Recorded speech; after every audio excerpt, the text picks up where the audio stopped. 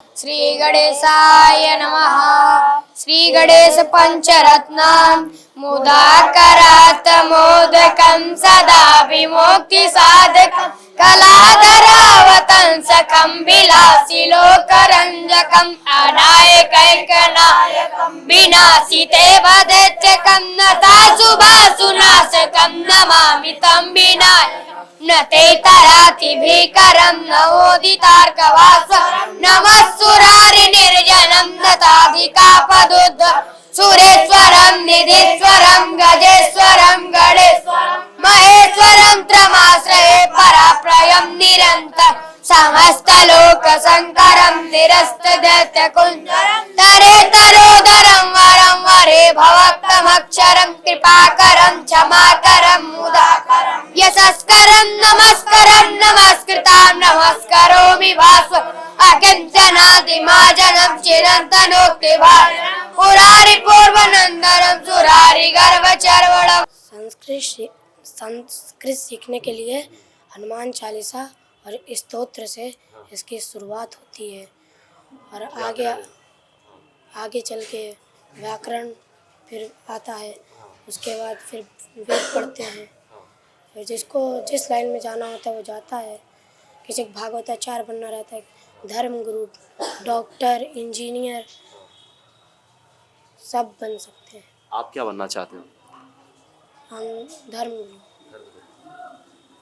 तो अब तक कि क्या क्या पढ़ा है आपने, कौन कौन से वेद पढ़े हैं, कुछ उसके बारे में बताइए अब तक जो पढ़ा हो। वेद बिना यज्ञों पवित्र के नहीं पढ़ सकते हैं। अच्छा। और अभी हम लोग नित्य क्रम पढ़ते हैं। अच्छा, उसके नियम कानून है कुछ? जी, वेद को बिना जनेऊ के नहीं पढ़ा जाता है। अच्छा, बिना जनेऊ के नहीं पढ़ सकते। जी, संस्कृत हमारी सबसे पुरानी भाषा है और इसे हम देववाणी और अमृतवाणी भी कहते हैं। जी, संस्कृत से ही कई भाषाओं की उत्पत्ति हुई है। जितने भी धर्म हैं, जैन धर्म, बौद्ध धर्म, जितने भी धर्म हैं, इस सभी का धर्म संस्कृत भाषा में ही लिखा गया है। जी। और क्या देख रहे हैं जिस तरह आज युवा संस्कृत की तरफ आ रहा है, क्योंकि देख रहे हैं हम कई सारे बच्चे हैं यहाँ पर, कैसा लगता है आपको जिस तरह लोग जुड़ रहे हैं संस्कृत सीखने के लिए? जी, बहुत अच्छा लग रहा है और यहाँ पे सब बच्चे रह के पढ़ाई भी करते हैं और लोग जुड़ रहे हैं। आप कितने समय से जुड़े हुए हैं? जी, हम यहाँ पे 4 साल से हैं। 4 साल। जी। 4 साल से क्या रूटीन होती है आप लोगों की, कैसा दिन गुजरता है? जी, यहाँ पे लगभग सुबह 4 बजे सभी उठते हैं। उसके प्रातःकाल में फिर अपना साफ़ सफाई करते हैं। उसके बाद स्नान ध्यान करके ठाकुर जी की सेवा करते हैं, प्रभु की आरती वगैरह करके अपनी संध्या पूजा करते हैं। उसके बाद में फिर पाठ करते हैं अपना। फिर उसके बाद में नाश्ता करते हैं। उसके बाद फिर अपना बच्चे पढ़ाई करते हैं या विद्यालय जाते हैं। जी। धर्मक्षेत्रे कुरुक्षेत्र संवेतायोत्सवः मामकः पाण्डवश्चैव किं कुर्वत् सञ्जयः सञ्जयवाच दृष्ट्वा तु पाण्डवानेकं व्यूढां दुर्योधनस्तदा आचारमुपसंगम्य राजा वचनमब्रवीत् पश्येतां पाण्डुपुत्राणाम् आचारमातिं च मां व्यूढां द्रौपदपुत्रेण तव शिष्येण धीमता अत्र सूरा महेश्वासः भीमार्जुनसमायुधो विराटश्च द्रुपदश्च महारथः दृष्टकेतुश्च कितानाकाशीराजश्च वीरवान् कुन्ती भोजश्च शैव्यश्च नरपुङ्गवः युधामन्युश्च विक्रमः उत्तमौजश्च वीरवान् सौभद्रो द्रुपदेयाश्च सर्व एव महारथाः अस्माकं तु विशिष्टाय तानि बोधुजोत्तमानायकं शून्यश्च संज्ञार्थं तान् ब्रवीमि ते भवान् भीष्मश्च कर्णश्च कृपश्च सन्तञ्जयः अश्वत्थामा विकर्णश्च सोमदत्तस्तथैव च अन्ये चावहवः शूरामदर्थे त्यक्तजीविताः नानाशस्त्रपर्णाः सर्वे युद्धविशारदाः अपर्याप्तं तदस्माकं बलम्। ओम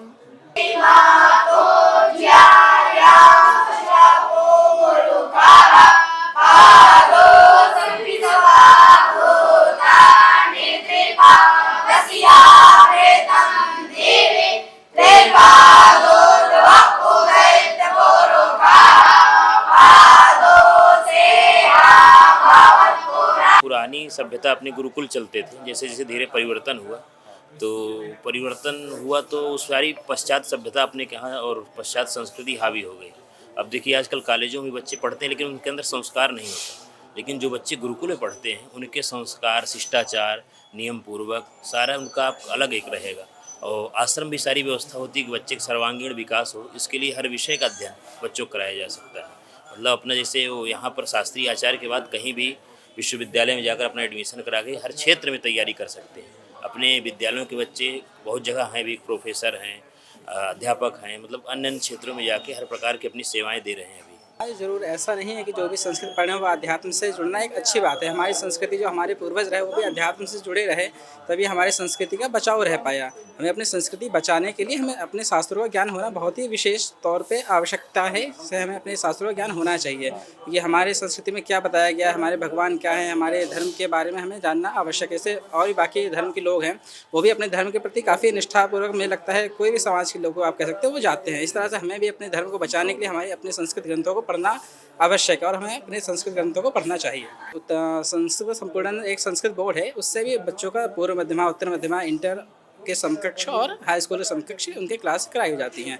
तत्पश्चात वो लोग यूनिवर्सिटीज़ में जाके ग्रेजुएशन, पोस्ट ग्रेजुएशन अपना कंप्लीट करके अपने जिस भी क्षेत्र में उनको जाना है उस क्षेत्र के लिए अपनी तैयारियां करते हैं। अयोध्या राम मंदिर के इनॉग्रेशन को 1 साल पूरे हो गए हैं और इस 1 साल को हम सेलिब्रेट कर रहे हैं अयोध्या आकर।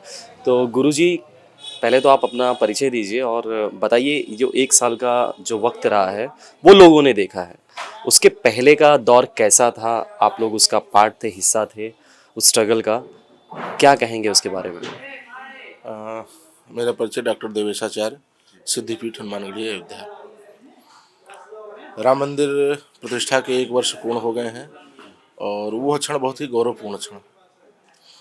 समस्त हिंदू जनमानस, संपूर्ण विश्व के हिंदू जनमानस बहुत ही गौरवान्वित हैं भगवान रामलला के मंदिर बनने से, उनके अपने भवन में विराजमान होने से।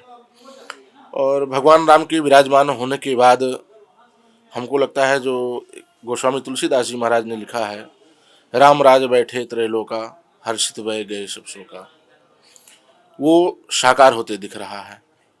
वो क्षण, वो चौपाई अयोध्या में, संपूर्ण विश्व का तो मैं नहीं कह सकता, लेकिन अयोध्या में वह चौपाई 100% साकार होते दिख रही है।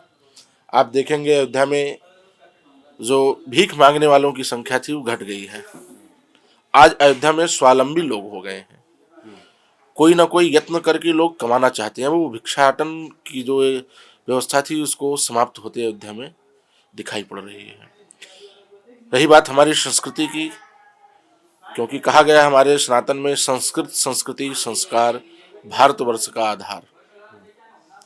तो भगवान राम के मंदिर में विराजमान होने के बाद हमारी संस्कृति का भी बढ़ावा आया है, हमारे संस्कारों में भी बढ़ावा हुआ है। संपूर्ण विश्व देखिए अयोध्या आना चाहता है, भगवान राम के आदर्शों को अपने जीवन में उतारना चाहता है, भगवान के चले हुए पथ पर चलना चाहता है, भगवान के द्वारा कहे हुए सिद्धांतों को, उनके सूत्रों को जीवन में अपना करके अपने जीवन को, अपने समाज को सुंदर, सुदृढ़, सुव्यवस्थित, सुखद बनाना चाहता है। ये है हमारे भगवान राम के अयोध्या में विराजमान होने का उत्सव। साथ ही ये 500 साल पुराना जो स्ट्रगल रहा है उसे किस तरह देखते हैं आप और क्या कहेंगे उसके बारे में, जो एक लंबा सा काल रहा है? देखिए वो बहुत ही दुर्भाग्यपूर्ण क्षण था, क्योंकि हिंदू के देश में, हिंदुओं के देश में, सनातनियों के देश में और हिंदू के आराध्य देवता जिनकी कल्पना महात्मा गांधी भी किया करते थे। जब भारत बंटवारा हुआ उसके बाद महात्मा गांधी जी ने कल्पना किया कि भारत देश हमारा कैसा हो तो राम राज्य जैसा हो। उस राम राज्य की कल्पना के जो मूल आधार हैं भगवान राम, उनको इतने दिनों तक, 500 वर्षों तक संघर्ष करना पड़ा अपने ही घर में, अपने ही घर के लिए। ये हिंदू जनमानस के लिए दुर्भाग्यपूर्ण क्षण था। तो हमारे 2 लाख पूर्वज उसके लिए अपना बलिदान दिया। हमारे हिंदू समाज, सिख समाज, आज लोगों ने सिख को अलग कर दिया। सिख हिंदू धर्म का ही अंग है, हिंदू धर्म ही है, लेकिन आज लोगों ने उनको अलग कर दिया है राजनीतिक कारणोंवश, पर है नहीं। हम सनातनी उनको सनातनी ही मानते हैं और अपना ही भाई मानते हैं।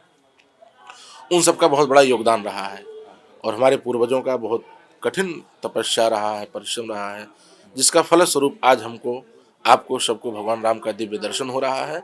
और भगवान राम के दिव्य दर्शन के साथ साथ उनके चरित्रों का, उनके जीवन लीला का विभिन्न माध्यम से हम लोग श्रवण कर रहे हैं, दर्शन कर रहे हैं और अनुभव कर पा रहे हैं अयोध्या की धरती पर। अच्छा, आपको ऐसा भी लगता है कि जो आज के यूथ हैं जिन्हें ये हिस्ट्री पता नहीं है, ये कुछ साल पहले वाली जो भी एक्टिविटीज़ हुई हैं 4-5 सालों में, आपको लगता है कि जो यंग बच्चे हैं उन्हें भी पढ़ाना चाहिए, उन्हें भी बताना चाहिए कि इस कार्यकाल में हुआ क्या क्या था, कैसे मंदिर पर अटैक किया गया और उसे तोड़ा गया, फिर से उस पर जो भी ढांचा बनाया गया, ये सब अध्ययन कराना चाहिए, उन्हें अपने इतिहास के बारे में बताना चाहिए। जी बिल्कुल, जो हमारे इतिहास में मुग़ल शासकों के बारे में पढ़ाया जाता है, उसको निकाल करके हमारी अपनी कीर्ति, क्योंकि हमारे यहाँ हमारे बहुत पूर्वज हुए हैं, चाहे महाराणा प्रताप जी हों, चाहे महारानी लक्ष्मीबाई हों, चाहे शिवाजी महाराज हों, या कुंवारी हंसवर स्टेट पड़ता है आपके अम्बेडकर नगर में, वहाँ की कुंवारी महारानी हो, नाम थोड़ा विस्मृत हो रहा है, नहीं अहिल्याबाई होलकर जी थी, जिन्होंने 10,000 महिला सैनिकों को लेकर के मुगलों से युद्ध किया था अयोध्या राम मंदिर के लिए।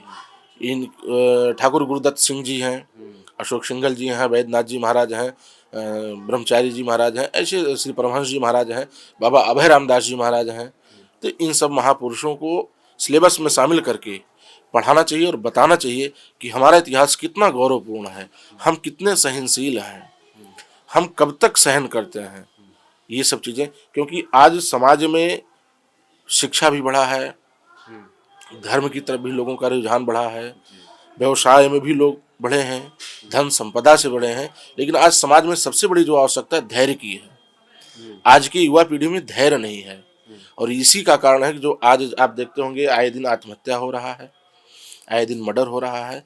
इसका सबसे बड़ा रीज़न है लोगों के अंदर धैर्यता की।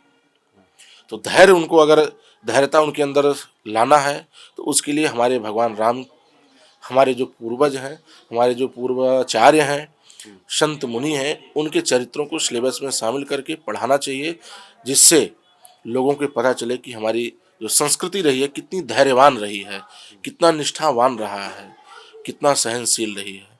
तो इसकी बहुत आवश्यकता है, प्रशासन से हम लोग भी मांग कर रहे हैं और कि उसको शामिल किया जाए। अब तो योगी जी आप लोगों की सरकार कि वो कहा जाता है ना प्रो हिंदू वाले हैं नेता, तो ये तो पूरा हो जाना चाहिए फिर आप लोगों की मांग। बिल्कुल, धीरे धीरे स्टेप बाय स्टेप, एक बार में सारा कार्य नहीं संभव है और हमारे यहाँ कहा गया है कि एक बार में जो चढ़ता है फिर गिरता भी उसी तेजी से है। तो हम ऐसा कोई भी कार्य नहीं करेंगे कि किसी के दिल को दर्द हो, किसी को दुख हो। हम अपनी परंपरा को अपने संस्कार के अनुरूप स्थापित करेंगे। जैसे आप देख रहे होंगे तमाम हमारे अभी जैसे धारा 370 हटा, राम मंदिर बना, ज्ञानवापी पे फैसला आया हमारे पक्ष में, मथुरा में आया, तो हमने ज़बरदस्ती नहीं किया। ज्ञानव्यापी और मथुरा वाला मामला तो खैर अभी तक उस पर कुछ क्लियरिटी नहीं है, बट मैं उस पर पूछना चाहूँगा कि क्या एक्सपेक्ट कर रहे हो आप लोग दोनों? 80% हमारे पक्ष में है, केवल 20% बाकी है, वो भी आ जाएगा। क्योंकि आप ज्ञानवापी जा करके देख लीजिए, मथुरा देख लीजिए, सारे वहाँ के जो एविडेंस है सब हमारे पक्ष में है, हिंदू जनमानस के पक्ष में है और मुसलमान भाइयों ने भी धीरे धीरे स्वीकार करना शुरू कर दिया है। तो आ जाएगा, उसमें कोई दिक्कत नहीं। अब आप संभल में देखिए, हमारी संस्कृति मिल रही है, आप जहाँ भी जाइएगा हमारी संस्कृति से आप बाहर नहीं जा सकते हैं, क्योंकि विश्व की सबसे पुरानी कोई संस्कृति है तो सनातन संस्कृति है। बाकी जो भी संस्कृतियाँ हैं वो संस्कृति नहीं है, फोटो कॉपी है। मूल जो है वो सनातन संस्कृति है, हिंदू संस्कृति है। इसलिए सबको स्वीकार करना पड़ेगा और पूरे ब्रह्मांड में, भारत में नहीं, संपूर्ण ब्रह्मांड में आप जहाँ खोजेंगे वहाँ पाएंगे। अभी आपने कुछ दिन पहले देखा होगा दुबई में मिला, अबू धाबी में मिला और तमाम जगहों पर जाकर के हमारी संस्कृति मिल रही है। तो इससे प्रतीत होता है कि हमारी सबसे पुरानी परंपरा जो है वो सनातन परंपरा है। तो लगातार अभी जो मामले चल रहे हैं कि ये 3 मंदिरों की बात थी पहले, अभी तो आगे मतलब और भी मंदिरों को लेकर एलिगेशंस लगने लगे हैं और भी लोग मंदिरों को लेकर, जैसे संभल वाला केस बता रहे हैं, तो लगता है और आगे जाना चाहिए या 3 मंदिर पर रुक जाना चाहिए? नहीं, बिल्कुल। हम भाई, आपका घर कोई अगर कब्जा कर लिया है तो क्या आप उसको छुड़ाने का प्रयत्न नहीं करेंगे? तो उन्होंने हमारे पूर्वाचार्य हैं, जो हमारे भगवान हैं, वो हमारे सर्वस्व हैं, बगैर उनके हमारा जीवन ही व्यर्थ है। और उनके घर को तो हम बरी कराने का व्यवस्था तो करेंगे, उनको अपने घर में लाने का, उनकी पूजा सेवा, उनके प्रति कृतज्ञता व्यक्त करने का प्रयास तो करेंगे ही करेंगे और संवैधानिक तरीके से करेंगे, बिल्कुल। चलिए, फाइनली जाते जाते ये पावन धरती अयोध्या, राम जी का घर, क्या कहना चाहेंगे देशवासियों को, क्या संदेश देना चाहेंगे, क्या आशीर्वाद देना चाहेंगे आप यहाँ से? बिल्कुल, संपूर्ण विश्व से केवल एक ही कामना है कि भगवान राम के चरित्र को पढ़ें, उनके चले हुए पथ पर चलने का प्रयास करें, यही मंगल कामना है। तभी जीवन स्वस्थ हो सकता है, तभी जीवन सुसज्जित हो सकता है। इसी मंगल कामना के साथ सबको जय सिया राम, जय हनुमान जी।